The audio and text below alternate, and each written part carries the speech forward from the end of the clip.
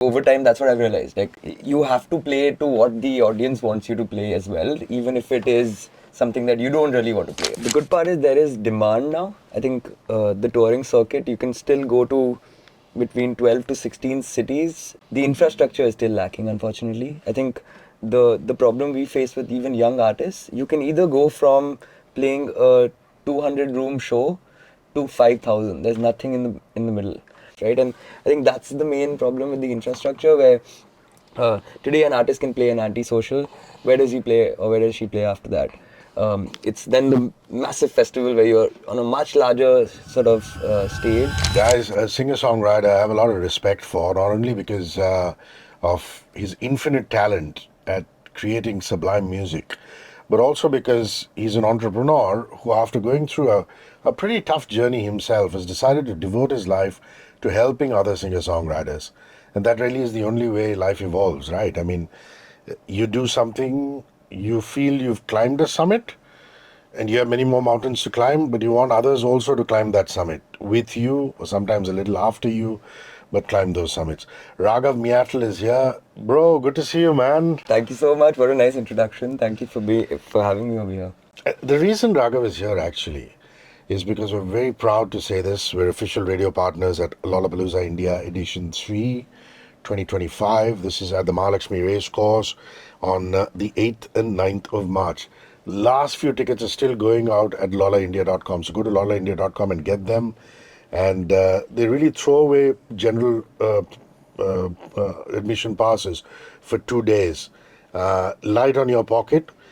Raghav is playing on day 2 at the main stage, and this is the day that has Green Day, Louis Tomlinson, John Summit, Nothing But Thieves, Aurora, Hanuman Kind, Raftar, Niladri Kumar, Sudan, Raghav Meattle, right up there. This must be one of the most special things in your life, man. Absolutely. Yeah. One of the reasons why I moved to Bombay was because of the stage, which is a reality show. And in that, we had to dress up as our favorite characters. And I have a picture back on my social media in 2016, me dressed up as Billy Joe Armstrong. So it's almost like it's crazy how like this is happening. It's For those of you who live under yeah. a rock, that is the main man for Green Day. Yeah. So And, there's a and picture it's surprising. of me. It's surprising that now that Green Day are headlining Raghav, there's so many people who are walking into the studio and saying how they fanboyed over him. Yeah. Bhuvan Bam, of all people, who would imagine was a desi boy, said that throughout his school life in Delhi, he would put kajal in his eyes like Billy, till one fine day his teacher just called him up in Springdales or wherever he was and said, I'm just going to call your parents, stop this Wow. this Billy fan worshipping. I'll show you a picture. When I posted about the Lolla lineup, the second picture was me with like crazy hair and like my tongue out and stuff for this 2016 shoot. So almost feels like it's been a long journey, and it's really nice to be. But a part of this lineup. something Yeah. that the foreign acts who are coming in also very keen on finding out about the Indian scene. I did a Zoom day before yesterday with this band from the east of England. They're from a place called Essex, which is a county, and they're called Nothing But Thieves. They're so good. Fantastic vocalist, guy called Connor. And I was like, guys, are you excited about, Green Day, this, that? They said, you know what we're really excited about? And it's on the Radio 1 International YouTube page. You should go check it out. Yeah. We want to discover Indian artists. That's amazing. We heard a lot about the Indian scene. Yeah. So we want to actually stay back before our set, after our set, and discover Indian artists. So you think that's happening now? That, because of the gig economy, more and more people going to concerts? There's a curiosity about Indian artists. Absolutely. I think it's not just restricted to the gig economy. I think it's like from a sync perspective, there are international sort of TV shows looking to sync Indian music, Indian English music. It's really interesting. One of my songs got synced into a Canadian TV show last year, which is really interesting. So there was an Indian guy marrying a Vietnamese girl, and they wanted an English song. So I think it's really interesting. Like there are lots of scope of collaboration, lots of international entities looking at India from a talent perspective to see how they can scale that, grow that, because at some level Indians are everywhere, and then you can also cater to a larger market. I think Hanuman Kind doing what he did also is incredible. And for you, it's been such an interesting journey that I can never forget the first time I met you. I don't even know if you remember this, but Parvez Damania has this annual dinner which he throws at the Parsi Agyari, where he invites tons of people and he makes them eat on a banana leaf a Parsi Bhonu is what they call it.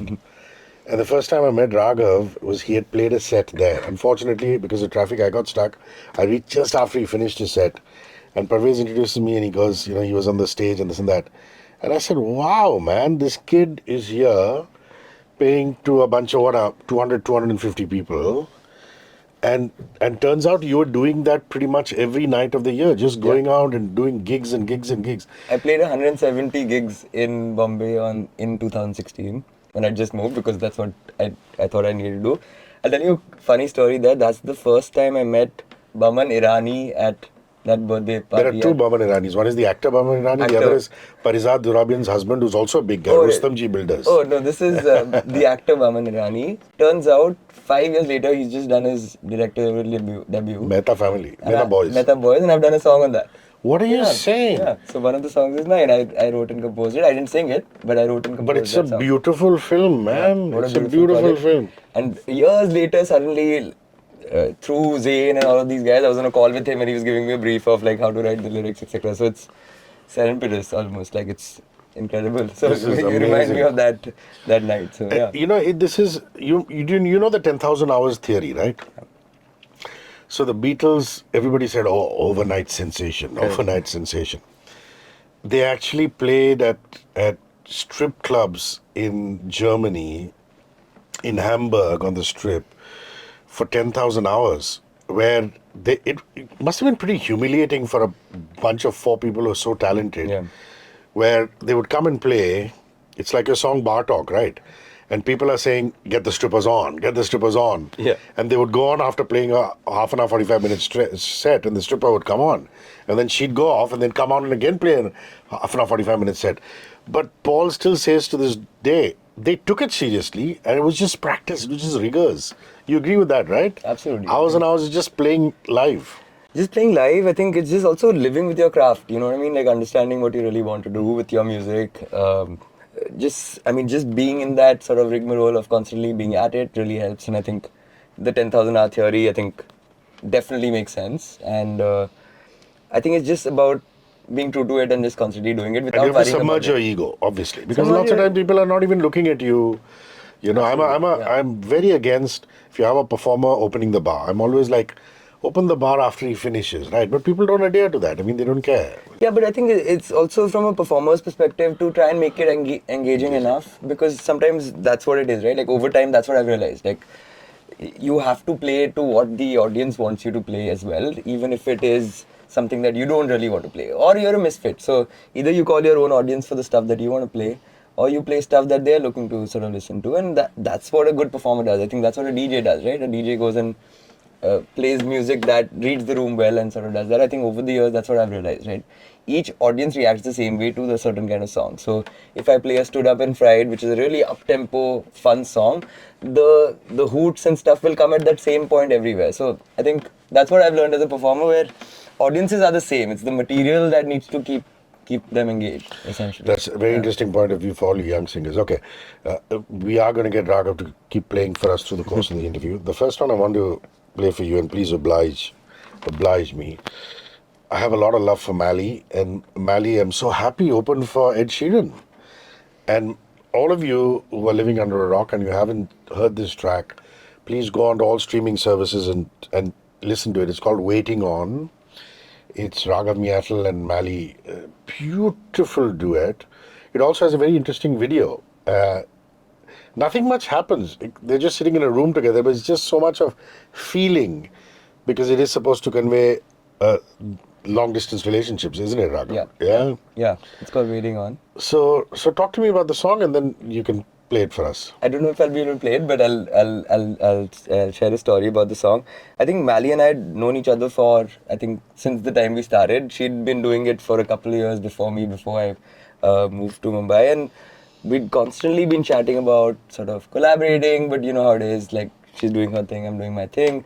I got into the business side of things, so got a little more sort of distracted from sort of constantly collaborating with her, and then suddenly we just decided to meet, and we said it's never going to happen unless we just sit down in a room. And this song we finished in about an hour and a half, wow. Right? And of course we sort of deliberated on the lyrics over a period of time, but like the bare bones structure of the song was literally done in the first 1.5 hours of just sitting together, and that's when we realized that it was so easy for us to do this. Then we were like contemplating doing an EP together, etc. So hopefully next year you'll see us sort of writing more together, because it was a really fun process. I think the video also was just sort of DIY, putting it together.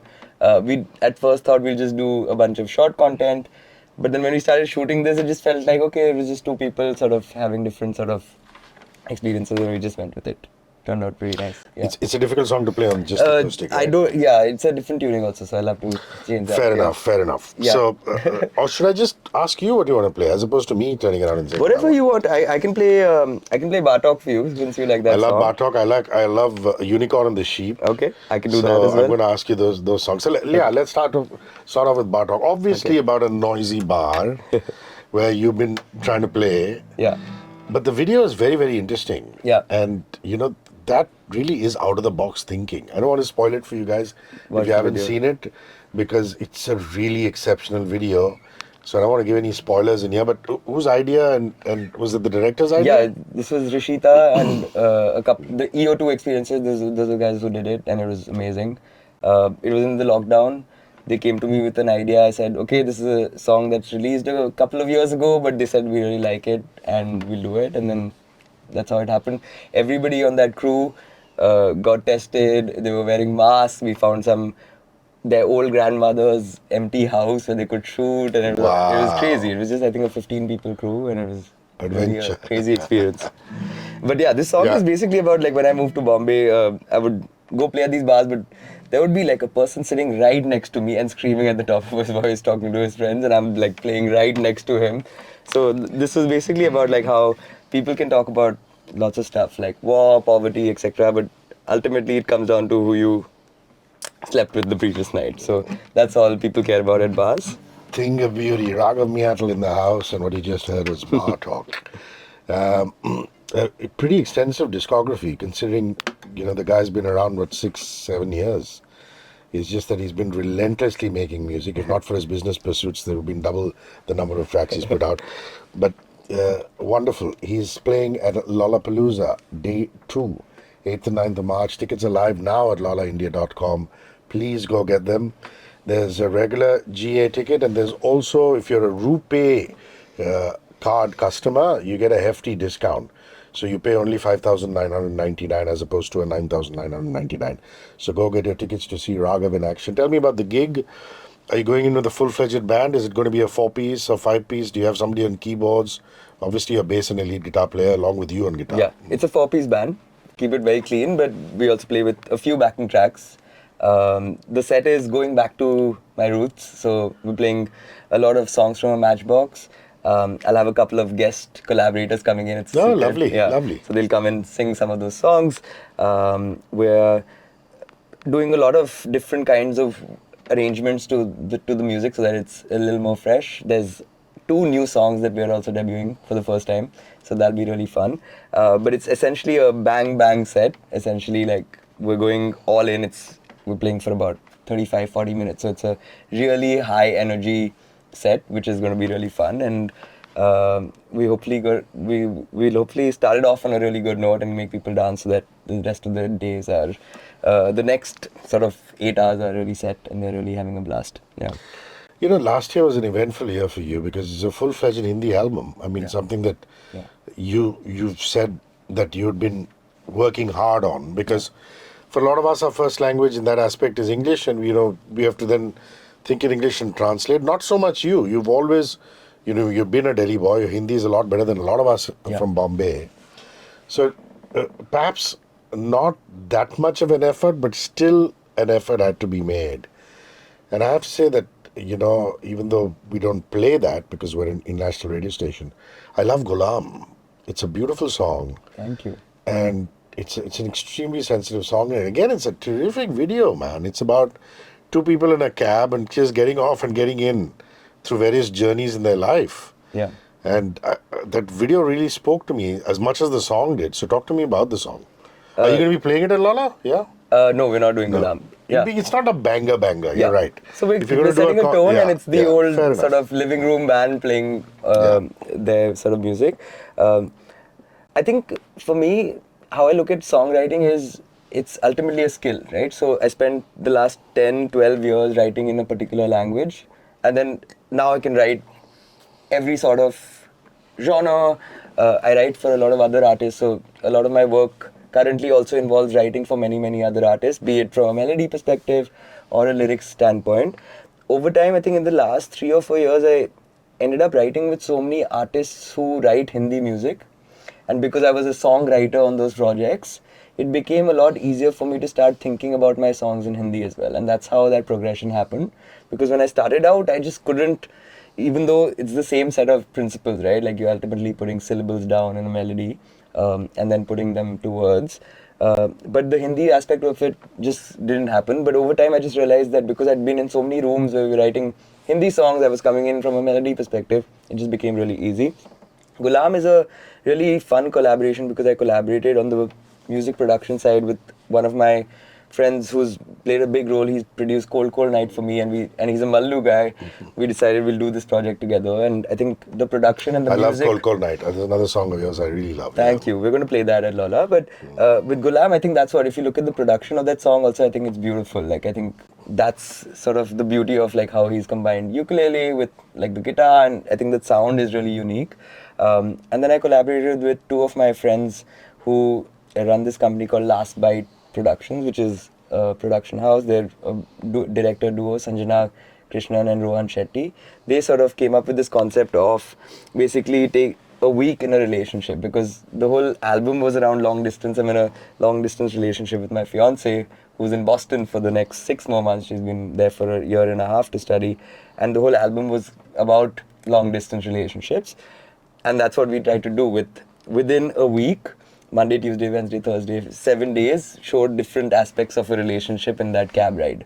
Basically, that's what we try to do, with one person leaving, coming back, leaving, coming back. It's a very interesting cab, you know. It's a very old school cab. I don't think they have seats like that anymore in any of those cabs. Yeah, and the music video process just can't get easy, right? So we decided to shoot on the rainiest day in Bombay last year. It was just terrible. It rained for a straight 16 hours. So if you see, even in that video, they're coming in drenched completely because they had to keep going in and outside that cab, and it was ridiculous. But what fun! Yeah, thank you. If you're looking at an album experience in English, 2018 was the debut English album. It's called Songs from a Matchbox, and I heard you say to somebody that it's because you were living in a matchbox. Yeah, like all of us do in Bombay. Like my parents have retired, and you know they moved down south like all South Indians do, because my dad just had enough of matchboxes. And you know now we see the value of space because they moved to Bangalore, to Whitefield, and they have a bungalow. And, you know, you can play cricket in there. But then that's Bombay life, right? I mean, the air smells of opportunity, but you live in a matchbox. So, some really incredible songs in there. They're very simple songs. They're not overproduced. I really like them. And one of the songs that Raghav tells me, apart from Bar Talk, which he did, which is also on that album, is City Talk, which is City Life. City Life. I beg your pardon. Is City Life, which is done very well. Yeah. Lots of people streaming it. Lots of people appreciating it. There's also another remixed version or lounge version of City Life, which you might want to check out. But this is the Raghav version. Pretty well, that's just me. It's hard to be. That's lovely. What's the song of yours that got picked up by that Canadian show you said? It was a Hindi song called Ho Jaane Do. Oh, yeah. And a wedding sequence takes place in that. Yeah. In the house, it's a quirky show, so it's an interesting. I also remember a collaboration, three very interesting musicians. One is Paresh Kamath, one half of the brothers, Paresh and Naresh. Sagar Desai, whose work I really admire. He's a fabulous music composer, producer. And Raghav. This is What Are the Odds, isn't it? And a couple of songs on that. So the funny story is... I remember when I was interviewing the cast, they had talked about it. Yeah. Tell me about the story, yeah. So the story is, Sagar called me saying, why don't you come to the shoot, because I need help with Abhay Deol enunciating well enough on screen, etc. So I went... Sagar still has that twang. Yeah. Bro, gotta come. Rolling his R's. We spent, I think, 20 hours at that shoot. I had sung the scratches. There was no intention of them to sort of keep me on the Oh, final songs. It was really wow. interesting, and it was just an exploratory thing. I used to keep going and dubbing things. I got introduced to Sagar because of the wedding film, because they used to do a bunch of like these Yeah. things. I used to go and sing a bunch of songs. Called me, he said, "Listen, I need an English singer. Come sing them." And it was like hardcore punk music. It was really fun. We did those songs. And 1 year later, Sagar called me. We just couldn't find anybody else to do this. They dubbed a couple of guys. It didn't work out, and they just put it in the film. So that was really cool. It was also a pandemic thing. Yeah, Yeah, yeah, wonderful. Two yeah, songs in there. yeah, What are the odds? It's called. You guys should go and check it out. yeah. So, the thing about First Wave is that it's founded by you. The idea is to help artists, and my question always is that are artists making enough money? And the answer I always get is not enough. Not enough. Still, Yeah, it's still very focused on the gig economy, isn't it? I mean, how many shows they do absolutely. and what shows they do. Is there any way to dialogue with streaming services saying, payment kicks in only after so many thousands or millions of streams? Can we improve that? Is advocacy part of your job profile? I don't know. Yeah, I'll explain it in a gist. Yeah. We're a creative supervisor to the life of an artist. So when I was starting out, I thought going and recording a song meant going on a weekend, going with my guitar and actually going and. Nobody told me there's a concept of a music producer, right? And I think that's what we're trying to do. Like when you look at, say, some of the reality show singers, right? The minute they get out of that reality show because they were sort of built on singing covers, Yeah. their original music doesn't hit the spot, and that's why it doesn't do well. Maybe they'll still end up doing a bunch of corporate shows, private shows, but do they end up becoming big pop stars and artist brands? But if you look at the West, a BTS decides to switch from Korean to English and they do it seamlessly because there's an army of producers and writers behind them working to make sure that creatively that record sounds amazing and hits the spot. And that's what we're doing with young artists, where today there could be an artist who's writing beautiful melodies and lyrics, but doesn't know how to package that music and make it sort of scale a lot more. There are a couple of artists like Jeannie, who's really popped off. She's now got 500,000 followers on Instagram. There's a beautiful ghazal singer called Divyam Sodhi from Karnal. He's really scaling fast. There's an album called Hale Dil, which I'd really you should definitely check it out. Essentially, that's what we're doing. There's a guy called Samad Khan, incredible singer. And all of these guys are now popping on Instagram because we're trying to sort of build a process around it. Essentially playing that sort of, and with my experience, I end up working at some of these major labels and I understand how some of the big guys do it. And the idea is to put those learnings into place and can we make indie more mainstream? Because the answer to your question is artists making enough money right now? No, but it can happen with scale. And that's what some of the Bollywood guys and some of the artists who are considered mainstream or non-film are doing, right? And that's what we're trying to do with, I would say, like more creative music, not as formulaic. And I think there's a lot of space for that, right? There's a lot of music being consumed. You can see it happen where artists are breaking out with it's not about marketing budget. Sure, there has to be some amount of marketing which we're doing anyway, but it's about the record, it's about the song, it's about that unique expression that artist can translate from a song playing on that acoustic guitar to a record, and that's what we're trying to do with First Wave. Yeah. So we're a collective of writers, producers. Yeah, so essentially. just go check it out. They're on Instagram at First Wave. There's no E in the First Wave. Yeah. It's FIRSTWAV. And you'll get a fair idea of what they do. And of course, Raghav is Raghav Meattle. Go and look for him on Instagram and you will find him. So I get it that the idea is to nurture these artists. The idea is, and you're absolutely correct. Because when we started this One with Indie movement, I said, guys, send your tracks. And if we think it's good enough, we'll play it on air. The problem we had was very unique. The problem was not that the tune was not sticky. But when we played it between a John Mayer and a Selena Gomez, it just didn't sound zingy enough. And then you realize that a lot of these kids are recording in their bedrooms. They're not going with a professional producer and mastering it in a proper studio. So now that's what we do. We say you can compose in your bedroom for all we care, but go to a proper producer, get it produced, go to a studio, master it, and then please send it to us. So that when we play it between two international artists, because that stuff of playlisting Indian artists in the middle of the night or a slot between 8 and 10 is out of the door. Now we're mainstream playlisting them. It's amazing. Yeah. So with the international artists, you were getting 3 to 5 songs an hour of Indian artists. Yeah. And I've also now realized that a lot of my presenters will play 3 songs and go out for a smoke break or a vada pav break or a loo break, and you'll recognize the BTS song, you'll recognize the Ed Sheeran song, but you'll never recognize the Indian artist song. So we also make them do a voiceover saying, "Hi, I'm Raghav Meattle, this is my song." I don't have that You're one. listening to it on One with Indie, so that if they don't introduce the song, people still know the song. Amazing. So, I mean, these are small things I'm trying to do, and you're right. I mean, what is needed is for them to get a proper producer, get into a studio, Yeah. and I'm so happy that you're helping them do that. Back to Lola, any memories of edition 1 and 2? I mean, I remember seeing Sting and Imagine Dragons, but discovering Cigarettes After Sex there. And when Cass came back for the India tour, I was like, by then I knew all their songs because I'd heard them the first time around. You have memories of the first 2 editions? So, for me, I think the Sting gig was one of the best. It was moving for me because it was just right. It wasn't loud. It was perfect. There were no frills. It was just pure play music. He just came and sang everything note by note. I thought it was a masterclass in how you do it, right? I was really moved by it. It's still one of my best gigs that I've ever seen, honestly.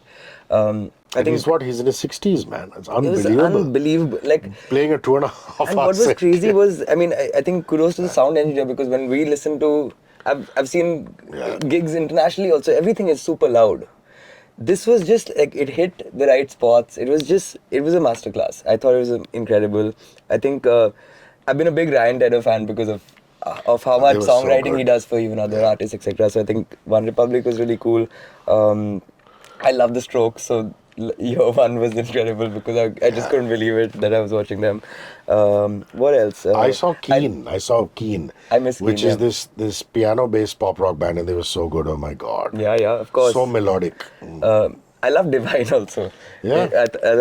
I think he's incredible. Like, just watching his live set I love it. Yeah. So, For those of lots you who of fun tuned in memories. late, who are catching us late, it's because Raghav Meattle is part of the Lolla India 2025 lineup. Day 2 is when he plays. That's the day that has Green Day, the big day.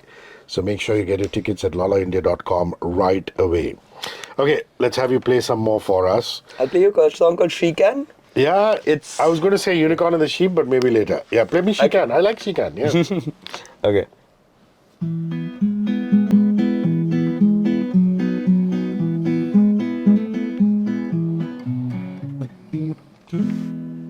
Thank you. Beautiful.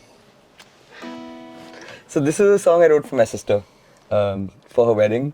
Awesome. And it was beautiful. And then I thought, when I moved to Bombay, I hadn't lived in the same city as her for like 12 years. So I thought it made sense to include it as a part of the album because she was like my support system, my brother-in-law and her. When I moved, they'd been around for 10 years in Bombay. That's lovely. That's lovely. You know, I remember a few years ago, my friend Cyrus Oshidar, who used to head MTV, started this digital company called 101, and they'd done a video of you running. And I said, someday when I interview Raghav, I'm going to ask him how the running and the tennis is doing. Do you manage to? I still do, not as much as I used to because I feel like my back gave way, it's a 30s problem, but I play tennis at Bandra Gym. It's really fun. You have single-handed backhand or double-handed backhand? Double-handed backhand.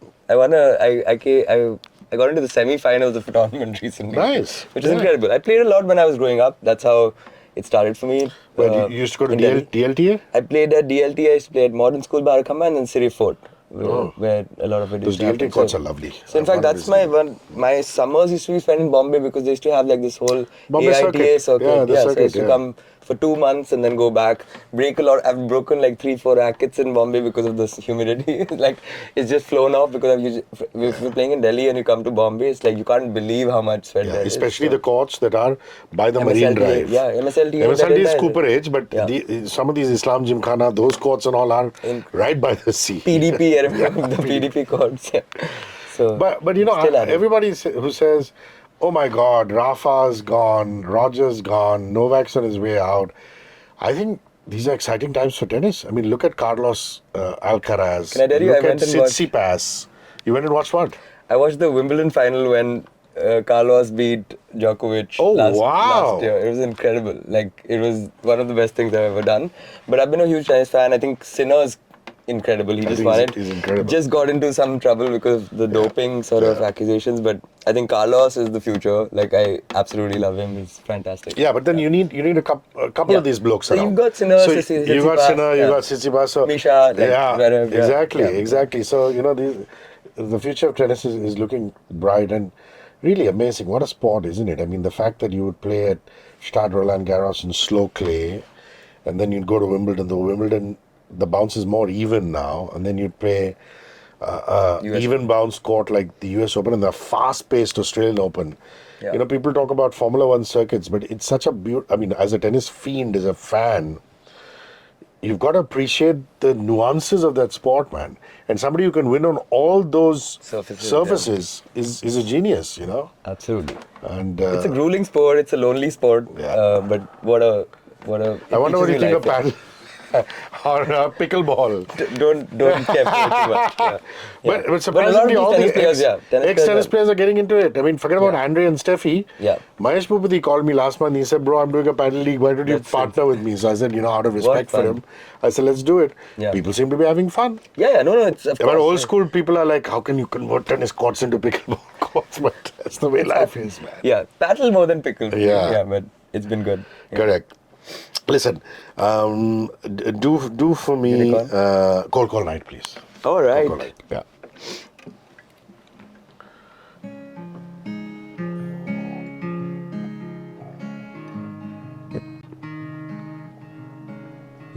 Who's gonna be my savior to get me through this grief?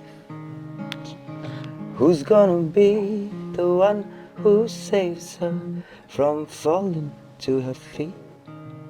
'Cause it's a cold, cold night. Cold, cold night. Cold, cold night. And I'm not fine. Who's gonna be her savior to get her through this grief? Who's gonna be the one who saves her from falling to her feet? 'Cause it's a cold, cold night. Cold, cold night. Cold, cold night. I hope she's fine. While she missed the sun, I wonder if she'll find a way. While she missed the sun, I wonder if she'll find her way to come back home, to come back home. Please come back home.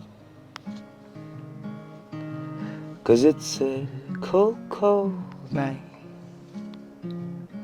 Cold, cold night. Cold, cold night. I hope she's fine.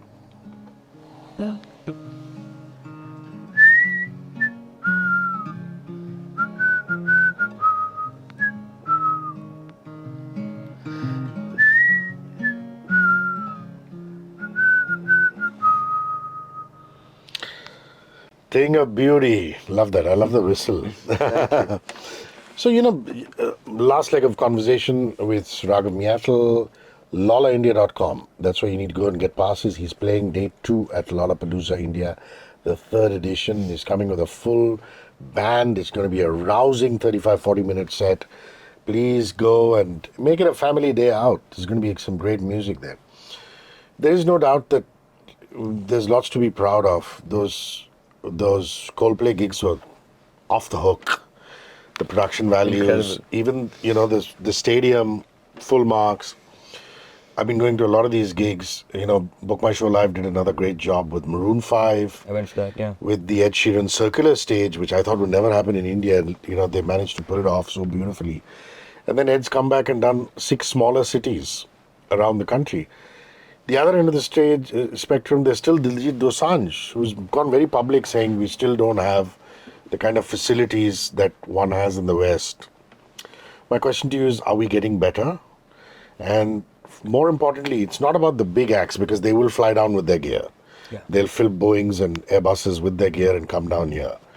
But for Indian artists who are traveling across the cities, have things improved so that another KK incident doesn't happen? It just breaks my heart. Yeah. How's the live gig in smaller towns, B centers, and promoters vis-a-vis the larger cities?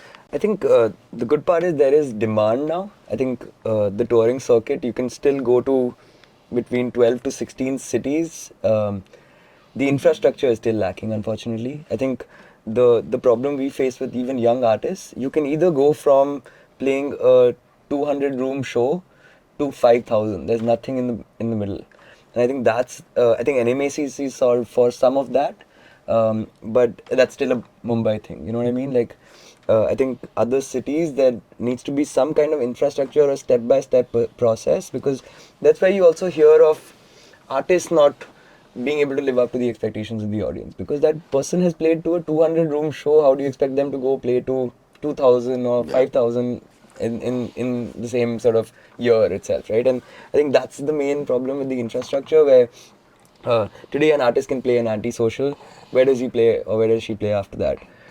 It's then the massive festival where you're on a much larger sort of stage. I think colleges help, but then colleges also are few and far between. They typically want an act that's already sort of household name. So I think that's the biggest challenge. I think the good part is there are enough people willing to support, buy tickets, and that's really sort of been, I think, in the last couple of years, the biggest change in the Indian music industry. But I think the biggest thing that needs to come in is some kind of an infrastructure where an artist can almost build like a 4-year horizon into going and playing those 5,000 people shows, because even from an audience perspective, I can guarantee you that the level of entertainment is going to be a lot more, right? It's going to be incredible. When you see a Coldplay, you can see that act is just like, it's not only about the music. It's just a really well thought It's a sound-like show. Yeah. It's incredible. Even the little nuances of making an audience turn back in the fireworks, him having that 20-minute section where he's just like riffing and like pulling people's legs. It's just, I think that happens when you've spent 10 years on the road, sort of going step by step, and obviously now they're sort of masters at the game. And I think what ends up happening is that you see some of these live acts like Maroon 5 and all these, just look at the kind of act that they are apart from just the music, right? They're calling an audience up on stage, etc. You don't see that with sort of Indian artists, because the first time they're on stage, they're playing to 10,000 people and they've never played a show before. Because it's straight from Instagram or Spotify to a live audience. And I think for an audience also, I think that's what the future is. Where can we get more infrastructure, build it up? I think it'll happen. There is demand for it. So why would people not invest in it? Yeah, when I look at facilities and people complaining of, poor loos at gigs and things like that, I'm like, we get it right for cricket. We are international standard as far as cricket. And if we can get it right for cricket, we can get it right for gigs. Yeah. It's just that the will has to be there. And it'll happen. I think it's a natural progression. Yeah. I think Indian musicians still have it. If you look at how touring works in the West, there is still a lot of comfort and cushioning over here. So I think it'll get better over time. Infrastructure, touring circuit, it'll happen. Lovely. As long as the demand is there, people are listening to new music, open to discovering new artists, I think it'll happen. Yeah. Okay, you did say that Stood Up on Friday is something that you're going to play at Lolla. Yeah. So my toss-up for the last song that you're going to play for us was going to be Unicorn and the Sheep. Okay. But I'm suddenly thinking that maybe that will give people an inkling of what is to come at Lolla, and maybe they'll... Guys, go to lollaindia.com and buy tickets now, because Raghav is at Lollapalooza. So should we do that? Yeah, let's do it. It's a little loud, so I'm going to... Yeah. Is there a way to reduce levels? Yeah, of course.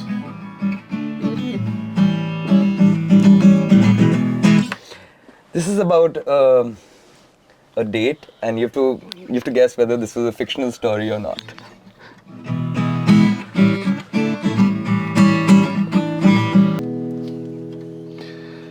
Voila! Stood Up on Friday is part of the playlist at Lollapalooza.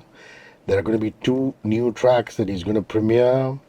It's a full-fledged band. There's going to be lots of surprises. He's not telling, but there are going to be collaborators. That much he said, but who? We're going to leave it up to Raghav. But do make it to Lollapalooza. This entire interview was just to push the fact that we have our own homebred artists coming on before bands like Green Day and Nothing But Thieves and Louis Tomlinson. Raghav Meattle, 8th and 9th of March. Yeah, again, lollaindia.com. Tickets. Raghav Meattle, this is the best 45 minutes I've spent with somebody for a long time. Thank you so much. So for great having me. fun, great Yeah. fun. Thank you for rolling by, man. Catch you at Cheers. Lolla. Yeah, catch you at Lolla.